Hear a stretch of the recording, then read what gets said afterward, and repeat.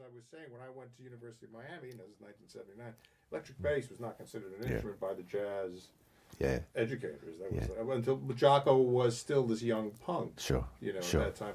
What inspired you to start this electric bass course at Goldsmith? Goldsmiths, yeah.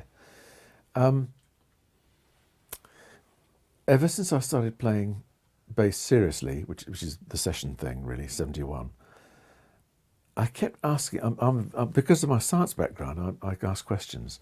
And I was asking all the players, everyone, how do you do fingering? What's the fingering on this? And no one had any answers, because nobody knew. It's a bastardized instrument. It's the scale length that Leo Fender arrived at was 34 inches. And I had a sort of realization. The upright bass is 42, the guitar is 25 and a bit. Halfway is 34. It's got to be how he arrived at it. I can't think of any other reason. So I thought, well, perhaps you should do a compromise of fingering. And there's a discipline in double bass classical world called Simendel, where because of the stretch involved, they don't use guitar fingering of 4 fingers. They use 1, 2, and 4. That counts as 1 finger like that. And there's this fingering that enables you to be articulate without hurting your hand, without stretching. And especially when I started playing fretless bass, I needed some method of playing accurately without having to look at my hand. So I began working on these twin techniques of the Simendel and the guitar fingering, and couldn't figure out how when it joined up. Again, I kept asking questions. Never any answers. So I finally realised perhaps the solution is to try and teach it, and in the act of teaching it, I'll find out what the answer is.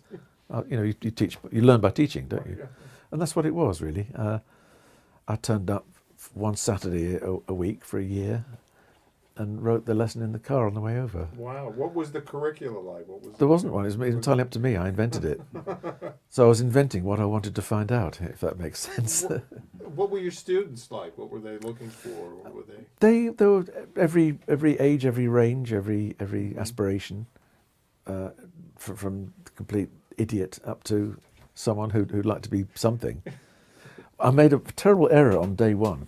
I quickly rectified this. There were 20 guys in the class who all had amplifiers, and I said, right, here's an E, dong. Let's tune to this E.